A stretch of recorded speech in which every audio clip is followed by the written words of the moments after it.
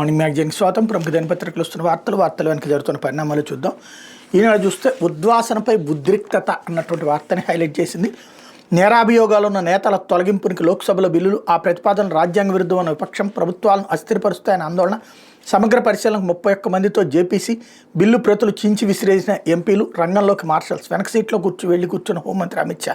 తీవ్ర నేరాభియోగాలపై అరెస్ట్ అయి వరుసగా 30 రోజుల పాటు నిర్బంధంలో ఉన్నట్టయితే రాష్ట్ర మంత్రులు, ముఖ్యమంత్రులు, కేంద్ర మంత్రులు, చివరికి ప్రధానమంత్రినైనా 31వ రోజే పదవి నుంచి తప్పించడానికి ఉద్దేశించిన అత్యంత కీలకమైనటువంటి బిల్లులు బుధవారం లోక్సభలో ఉద్రిక్తతకు కారణమై ఈ నిబంధనలు ప్రజాస్వామ్యానికి, రాజ్యాంగానికి విరుద్ధమని, రాజకీయ దురుద్దేశాలతో పలువురిని గద్దెదించడానికి దోహదపడతాయని విపక్షం తీవ్ర ఆందోళన వ్యక్తం చేసింది. ఓ దశలో మార్షల్స్ని కేంద్ర హోంమంత్రి అమిత్ షా చుట్టూ స్పీకర్ పోడియం సమీపాన మోహరించారు. ముందు వరుసలో ఆసీనులైన అమిత్ షా వద్దకు విపక్షాలు దూసుకొస్తుండటంతో కొంతసేపు ఆయన వెనక వరుసకు వెళ్లి కూర్చోవాల్సి వచ్చింది. చివరికి బిల్లులను సమగ్ర అధ్యయన నిమిత్తం సంయుక్త పార్లమెంటరీ సంఘం జేపీసీ పరిశీలనకు పంపించాలి మూజువాణి ఓటుతో లోక్సభ నిర్ణయించింది. దీనిలో 21 మంది లోక్సభ సభ్యులు, 10 మంది రాజ్యసభ సభ్యులు ఉంటారు. పార్లమెంట్ శీతాకాల సమావేశాలు తొలివారం చివరి రోజున జేపీసీ తన నివేదిక సమర్పించాల్సి ఉంటుంది అన్నటువంటి వార్తని హైలైట్ చేశారు. ఎక్కడైనా ఒక ఏది ఇప్పటిదాకా దేశాన్ని ఉద్దేశించి సొల్లుపన్యాసాలు చెప్పిన మేధావులందరూ అకస్మాత్తుగా రూటు మార్చేశారు. ఇప్పటిదాకా ఈ సొల్లుపన్యాసాలు చెప్పిన మేధావులందరూ ఏం చెప్పేవాళ్ళు, జవాబుదారీతనం లేదా నేర చరిత అన్నటువంటిది, అంటే నేరం శిక్షించబడిన తర్వాతన శిక్ష ఎట్లాగా ఉంటుంది. అప్పుడు 2 ఏళ్లకు పైబడి శిక్ష పడితే అనర్హులు అవుతారు ఎమ్మెల్యేలు, ఎంపీలు అయినా సరే. బట్ వాళ్ళ మీద అభియోగం మోపిన తర్వాత కూడా వాళ్ళని ఎట్లాగా ఉంచుతారు, వాళ్ళు నైతికంగా అయితే ఇదివరటి రోజుల్లో రాజీనామాలు చేసేవాళ్ళు, ఇప్పుడు అట్లా చేయట్లేదు కదా అని మాట్లాడినటువంటి తటస్థులు, మేధావులు. ఇది బీజేపీ ఈ బిల్లు తెచ్చింది, ఇంక్లూడింగ్ మోడీతో సహా, అంటే ప్రధానితో సహా అందరికీ పెట్టింది. కానీ వెంటనే రూటు మార్చేశారు. అబ్బెబ్బెబ్బే అది ఎట్లా చేస్తారు అన్నటువంటిది. అంటే మన దేశంలో చెప్పడానికి గొప్పగా విలువల గురించి మాట్లాడాలి, ఆచరణలోకి వచ్చేటప్పటికి పారిపోవాలి, ప్లస్ ఎదురుదాడి చేయాలి. ఇది దేశంలో ఉన్నటువంటి దౌర్భాగ్యం. లేకపోతే ఏపీ ఆవిష్కరణల చిరునామా అంటూ అమరావతిలో రతన్ టాటా ఇన్నోవేషన్ హబ్ ఏర్పాటుకు చరిత్రాత్మకం. ప్రారంభోత్సవంలో సీఎం చంద్రబాబు వెళ్ళి 24 గంటల్లోనే 1.67 లక్షల రిజిస్ట్రేషన్లు, ఇన్నోవేషన్, బిజినెస్, స్టార్టప్ల నమోదులు, గిన్నిస్ రికార్డ్. రాష్ట్రం ఆవిష్కరణల కేంద్రంగా మారబోతోందని ముఖ్యమంత్రి చంద్రబాబు పేర్కొన్నారు. ఔత్సాహిక పారిశ్రామికవేత్తలు, స్టార్టప్లకు ఊతమిచ్చేలా అమరావతిలో రతన్ టాటా ఇన్నోవేషన్ హబ్ ప్రారంభించడం చారిత్రాత్మకం అన్నారు. ఆయన ఆలోచనలు సజీవంగా ఉంచాలన్న ఆలోచనతో ఇన్నోవేషన్ హబ్ ఏర్పాటు చేస్తున్నామని చెప్పారు. సమాజానికి తిరిగిద్దామనే విధానాన్ని రతన్ టాటా అవలంబించారని, టాటా ట్రస్ట్ ద్వారా అనేక సామాజిక కార్యక్రమాలు నిర్వహించారని గుర్తు చేశారు. ఆయన నిరాడంబరత, నిజాయితీ, దేశానికి చేసిన సేవ అందరికీ ఆదర్శమని కొనియాడారు. మంగళగిరిలోని మయూరి టెక్ పార్క్లో ఏర్పాటు చేసిన రతన్ టాటా ఇన్నోవేషన్ హబ్ని టాటా సన్స్ చైర్మన్ చంద్రశేఖరన్తో కలిసి సీఎం బుధవారం ప్రారంభించారు. అనంతరం ఆయన మాట్లాడుతూ అమరావతితో పాటు విజయవాడ, విశాఖ, తిరుపతి, అనంతపురం, రాజమహేంద్రవరంలో ఇన్నోవేషన్ హబ్లు వినూత్న ఆలోచనలు ప్రోత్సహించేలా పనిచేస్తాయి. వీటిని యువత వినియోగించుకోవాలి. సాంకేతికత వల్ల ఉపాధి కోల్పోతారన్న అపోహ మాత్రమే అన్నటువంటి స్టేట్మెంట్ ఇచ్చారు. ఇక్కడే అత్యంత కీలకమైనటువంటి పాయింట్ ఏంటంటే, ఇది ఒక రకంగా చెప్పాలంటే స్టార్టప్ హబ్ లాంటిది అనమాట. అద్భుతమైన అవకాశం ఆంధ్రప్రదేశ్లో ఉన్నటువంటి యువతరానికి. ఇది సాధించడంలో చంద్రబాబు గారిని అభినందించాలి. అదే సందర్భంలో దాన్ని ఇస్తున్నటువంటి టాటాని అభినందించాలి. లేకపోతే సాక్షి, నిందమాటను ప్రభుత్వాలు కూల్చేస్తారా, న్యాయస్థానాల్లో విచారణ జరగకుండా నేర నిరూపణ కాకుండానే పడగొడతారా, నేరం రుజువు కాకపోయినా కేవలం నిందారోపణలు ఉన్నాయన్న సాకుతో ప్రజాస్వామ్యతంగా ఎన్నికైన విపక్షపాలిత ప్రభుత్వాలను పడగొడతారంటూ పార్లమెంట్ సాక్షిగా మోడీ ప్రభుత్వంపై విపక్ష పార్టీలు ముప్పేట దాడి చేసి విపక్షపాలిత రాష్ట్ర ప్రభుత్వాలను అస్థిరపరిచే కుట్రతో ఈ 3 బిల్లులు రూపొందించారు. విపక్ష సభ్యులు లోక్సభలో ధ్వజమెత్తారు. బిల్లులను తక్షణం ఉపసంహరించుకోవాలని నినాదాలతో హోరెత్తించారు. అయితే బిల్లులను సమర్థిస్తూ అధికార పార్టీ సభ్యులు సైతం ధీటుగా స్పందించడంతో లోక్సభలో ఒక్కసారిగా మంటలు రాజుకున్నాయి.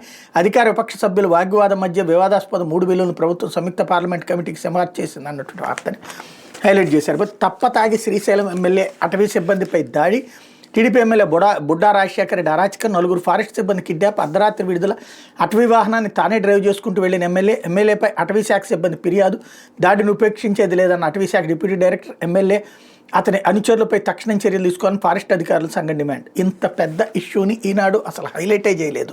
చూడండి అక్కడ వార్తలు. అంటే మనకు కావలసిన వాళ్ళ కోసం ఒక రకంగా వ్యవహరిస్తాం, మనకు అవసరం లేని వాళ్ళ కోసం అయితే ఒక రకంగా వ్యవహరిస్తాం అనేటటువంటిది. ఒక ఎమ్మెల్యే అటవీ శాఖ సిబ్బందిని వాళ్ళ వెహికల్లోనే పడేసి ఊరంతా తిప్పి హింసిస్తే అంతకంటే దారుణమైనటువంటి, అంతకంటే నీచమైనటువంటి సంఘటన ఏదన్నా ఉంటుందా? అది ప్రజలకు తెలియజేయాల్సినటువంటి సామాజిక బాధ్యత అయిన కనీసం మీడియాకి లేదా? వీళ్ళు రాశారు ఇప్పుడు ప్రతిపక్షం కాబట్టి. లేకపోతే ఏ టీటీడీ చైర్మన్ కూడా ఇంతలా దిగజారలేదు, దిగజారి మాట్లాడలేదంటూ బోమన. ఎవరితోనైనా పెట్టుకోండి, నాతో కాదు అంటూ ఏదైతే నాయుడు గారి స్టేట్మెంట్, పిచ్చి పిచ్చి మాటలు మాట్లాడుతూ ఊరుకొని గోవులను చంపించింది బోమన హేమ. తొక్కిసలాటకు కారణమైన అనుచరుడే టీటీడీ చైర్మన్ బీఆర్ నాయుడు వ్యాఖ్యలు. ఏర్పాట్లపై భక్తులు సంతృప్తితో ఉన్నట్టు సమర్థన. టీటీడీ మాజీ చైర్మన్ భువన కరుణాకర్ రెడ్డి వచ్చేటప్పటికి కీలకమైన వ్యాఖ్యలు చేశారు. దేవదేవుడు ప్రతిష్ట దెబ్బతినేలా నీచంగా ప్రవర్తిస్తున్నా, నాపై చేసిన ఆరోపణలు సీబీఐతో విచారణ చేయించాలి. బీఆర్ నాయుడు తప్పు నిరూపిస్తే ఏ శిక్షకైనా సిద్ధం, ఆయనకు కోట్ల ఆస్తులు ఎలా వచ్చాయో అందరికీ తెలుసు అన్నటువంటి వార్తని హైలైట్ చేశారు. అయితే డిఎస్సిలో డొంక తిరుగుడు అంటూ మెరిట్ లిస్ట్ ప్రకటించకుండా ఎంపిక చేసే కుట్ర.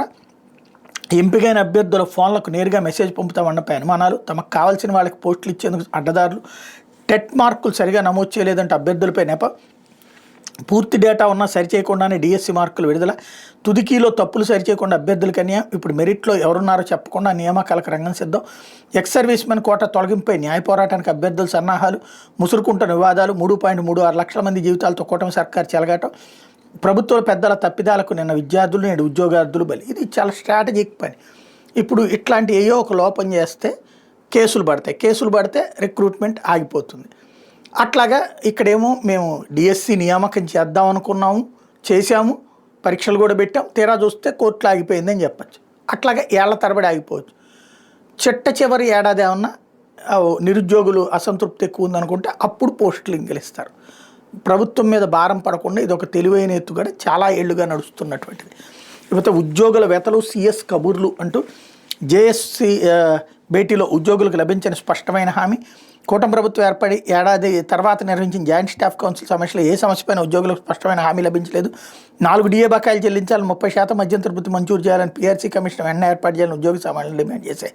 వాటి సీఎం దృష్టికి తీసుకెళ్తానని సిఎస్ విజయానంద్ బదిలిచ్చారు అన్నటువంటి వార్తని హైలైట్ చేశారు. ఇకపోతే 6 చిన్నారులని మింగిన నీటి కుంట. ఈతకు వెళ్ళిన 5వ తరగతి విద్యార్థులు బలి. శోకసందర్లో కర్నూలు జిల్లా చిగిలి గ్రామం. దిగ్భ్రాంతి వ్యక్తం చేసిన మాజీ సీఎం వై జగన్. బాధిత కుటుంబాలను ఆదుకోవాలని ప్రభుత్వానికి సూచన అన్నటువంటి వార్తని హైలైట్ చేశారు. అయితే ఆంధ్రజ్యోతి వచ్చేటప్పటికి పదవీచ్యుతి బిల్లులపై గగ్గోలు. అరెస్ట్ అయిన సీఎం మంత్రులను తొలగించే బిల్లులపై నిరసన. లోక్సభలో 3 బిల్లులను ప్రవేశపెట్టిన అమిత్ షా. మూజువాణి ఓటుతో జేపీసీకి నివేదన. అవి దుర్మార్గం, క్రూరమంటూ ప్రతిపక్షాల ధ్వజం. రాజ్యాంగం సమాఖ్యపై దాడైన ఆందోళన. బిల్లు ప్రతుల్ని చింపి షాపైకి విసిరిన సభ్యులు. షా వైపు దూసుకెళ్లేస్తున్న అడ్డుకున్న మార్షల్స్. గుజరాత్ హోంమంత్రిగా అరెస్ట్ అయిన అమిత్ షా విలువలపై మాట్లాడడం ఏంటి వేణుగోపాల్. నేను అరెస్టుకు ముందే రాజీనామా చేసే షా.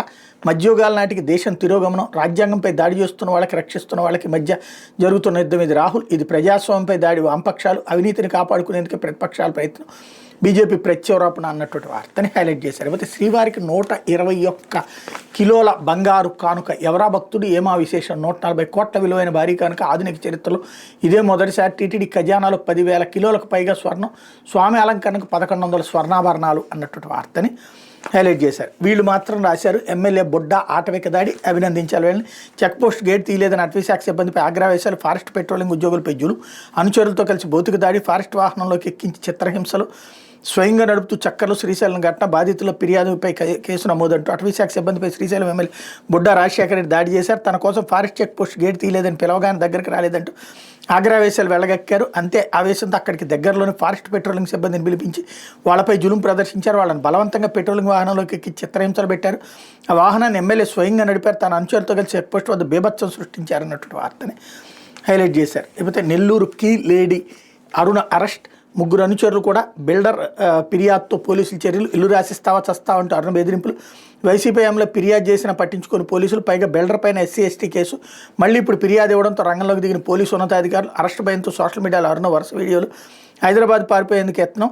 అద్దంకి వద్ద అదుపులోకి తీసుకున్న కోవూరు పోలీసులు. శ్రీకాంత్కి సహకరించిన 3 ఎస్కార్ట్ సిబ్బంది సస్పెన్షన్ అన్నటువంటి వార్తని హైలైట్ చేశారు. ఇక్కడ ఎంత జాగ్రత్తగా దీన్ని, అంటే మన చేతిలో మీడియా ఉంటే ఎట్లా డైవర్ట్ చేయొచ్చు చూడండి.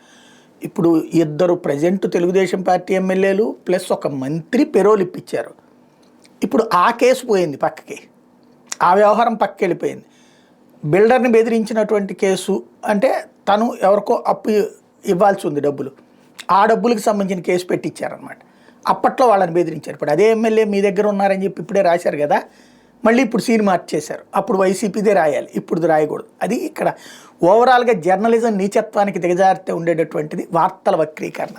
ఇకపోతే అందరి వాడిని అంటూ ఏ పార్టీకి చెందిన వ్యక్తిని కాదు, ఉపరాష్ట్రపతి పదవి రాజకీయాలకు అతీతం, దేశంలో 64% ప్రజలకు ప్రాతినిధ్యం వహించే పార్టీలు నాకు మద్దతు ఇస్తున్నాయి, అర్హుడిని ఎన్నుకోవాలని ఎన్డీఏను కోరుతున్న, రాజ్యాంగాన్ని పరిరక్షించే బాధ్యత నిర్వర్తించా, కొత్త ఓటర్లను చేర్చుకోవాల్సిన ఎన్నికల కమిషన్ ప్రస్తుతం ఉన్న ఓటర్లను తొలగిస్తోంది అన్నటువంటి వార్తని హైలైట్ చేస్తారు. ఓవరాల్గా ఈ మధ్యన క్రమంగా ఆంధ్రజ్యోతి స్ట్రాటజిక్గా పోతోంది.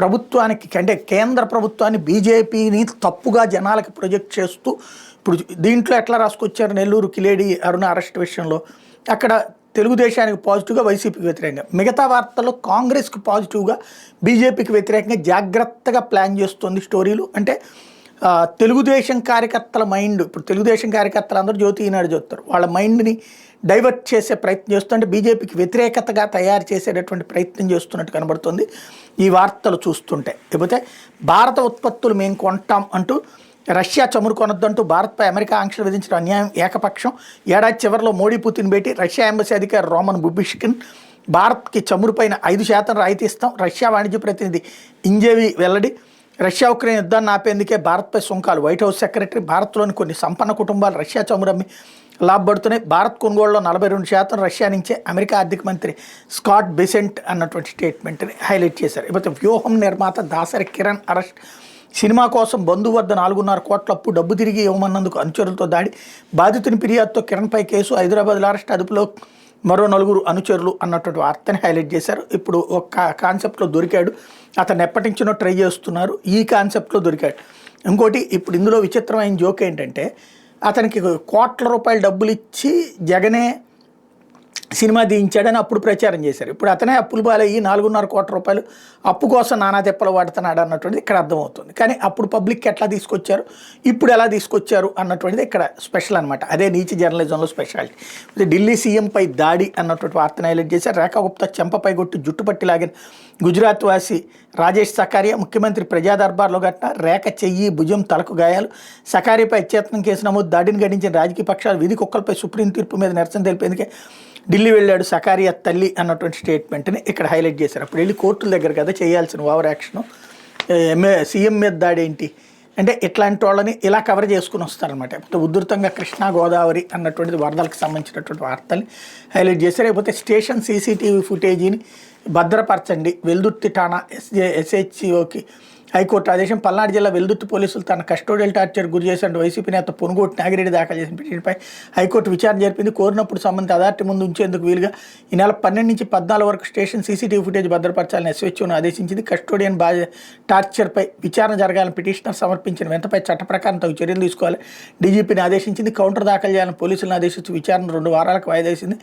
ఈ మేరకు హైకోర్టు న్యాయమూర్తి జస్టిస్ వెంకట జ్యోతిర్మయి బుధవారం మధ్యంతర ఉత్తర్వులు ఇచ్చారు. తనపై కస్టోడియల్ టార్చర్ విషయంలో నిష్పాక్షిక స్వతంత్ర దర్యాప్తుకు ఆదేశించాలని కోరుతూ నాగిరెడ్డి హైకోర్టులో పిటిషన్ దాఖలు చేశారు. అట్లాగే SI Shamundar Vali, trainee SI Rambabu Goud, constable Venkat నాయకులపై క్రిమినల్ చర్యలు ప్రారంభించాలని కోరారు. ఈ పిటిషన్ హైకోర్టు లంచ్ మోషన్గా విచారణకు స్వీకరించింది. పిటిషన్ తరపు న్యాయవాది రామలక్ష్మణ్ రెడ్డి వాదనలు వినిపిస్తూ వైసీపీ మాజీ ఎమ్మెల్యే పిన్నెల్లి రామకృష్ణారెడ్డి ఫోటోను వాట్సాప్ డీపీగా పెట్టుకున్నాడన్న కారణంతో పిటిషనర్ను పోలీసులు అక్రమంగా నిర్బంధించి కొట్టారన్నారు. దీంతో అతని కాలు విరిగిందన్నారు. పోలీసుల తరపున ప్రభుత్వ న్యాయవాది ఏ జయంతి వాదనలు వినిపిస్తూ బైక్ పై నుంచి పట్టడం వల్ల పిటిషనర్ నాగిరెడ్డి కాలు విరిగిందని తెలిపారన్నటువంటి వార్తని హైలైట్ చేశారు. ఇవతల లెక్కర్ నిందితులపై పిటిషన్ల విచారణ వాయిదా అంటూ మద్యం కుంభకోణం నిందితులు కసిరెడ్డి రాజశేఖర రెడ్డి, పైలా దిలీప్, సజ్జల సేదరెడ్డి బెయిల్ పిటిషన్పై విచారణ గురువారానికి వాయిదా పడింది. బాలాజీ కుమార్ యాదవ్, నవీన్ కృష్ణ బెయిల్ పిటిషన్ల విచారణ 22వ తేదీకి వాయిదా పడింది. లెక్కర్ కేసులో 11 కోట్ల సీజు వ్యవహారంలో కసిరెడ్డి రాజశేఖర దాఖలు చేసిన పిటిషన్పై విచారణ కూడా కోర్టు గురువారానికి వాయిదా వేసింది అన్నటువంటి వార్తలు హైలైట్ చేశారు. ఇది విద్యాన్ పత్రికలో వచ్చిన వార్తలు వెనక జరుగుతున్న పరిణామాలు.